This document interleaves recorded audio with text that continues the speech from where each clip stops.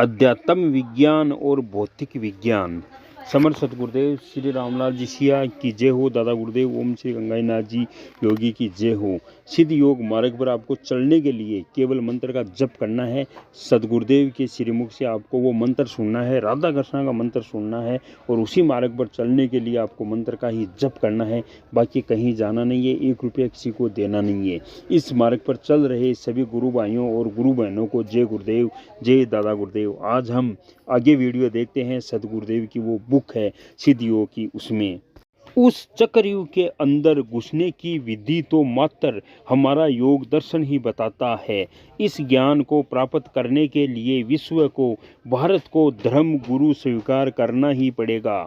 भौतिक ज्ञान की कीमत भौतिक धन है।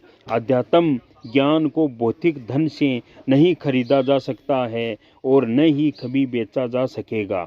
उसके लिए तो आध्यात्मिक संत के सामने पूर्ण समर्पण करना पड़ेगा तथा तन मन धन से निष्कपट भाव से उसकी सेवा करनी पड़ेगी, तो ही पार पड़ेगी। उस परम आत्मा सदगुरुदेव के दिल से प्रसन्न होने पर ही ये ज्ञान मिलता है, अन्यथा नहीं। भगवान श्री कृष्ण ने गीता के 4 अध्याय के 34वें श्लोक में कहा है, तय दीदी दीदी प्राण पातेन परिप्रसन्नेन सेवया उपदेक्षयन्ति ते ज्ञानम ज्ञानीन तत्वदर्शिनीन। इसलिए तत्व को जानने वाले ज्ञानी पुरुषों से भली प्रकार दंडवत प्रणाम सेवा निष्कपट भाव से किए हुए प्रश्न द्वारा उस ज्ञान को जानकर वे मर्म को जानने वाले ज्ञानी जन तुझे उस ज्ञान का उपदेश करेंगे। इस संबंध में कबीर जी ने कहा है, गुरु मिली ताके खुले कपाट बरही न आवे योनि बाट। मनुष्य योनि ईश्वर की सर्वोच्च अभिव्यक्ति है। मनुष्य योनि में ईश्वर के तद्रूप बना जा सकता है। इस संबंध में श्री कृष्ण ने गीता के 13वें अध्याय के 23वें श्लोक में कहा है, उपद्रष्टा नुमंता च भर्ता भोक्ता महेश्वरा है परमात्मे मेति चापयुक्तो देह स्मन्यु पुरुष है परम। वास्तव में तो यह पुरुष इस देह में स्थित हुआ भी पर त्रिगुणातीत ही है।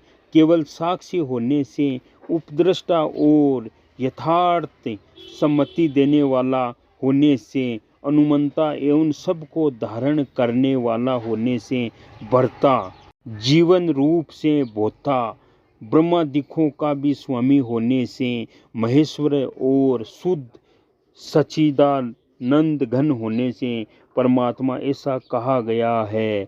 पतंजलि योग दर्शन में साधनपाद के 21वें श्लोक में योग के 8 अंगों यम नियम आसन प्राणायाम प्रत्याहार धारणा ध्यान और समाधि का वर्णन है।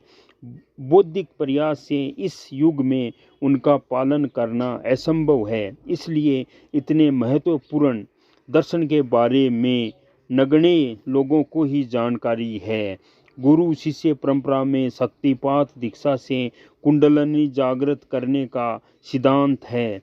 सिद्ध गुरु साधक की शक्ति कुंडलनी को चेतन करते हैं।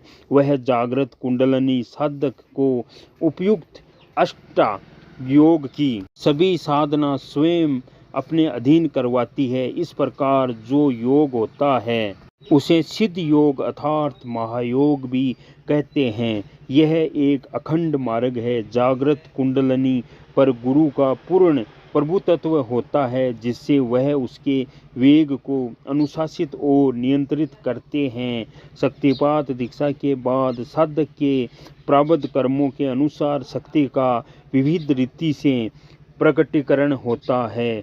किसी साधक को शक्तिपात होते ही विभिन्न प्रकार की योगिक क्रियाएं जैसे आसन बंद मुद्राएं एवं प्राणायाम आदि स्वतः होने लगती है।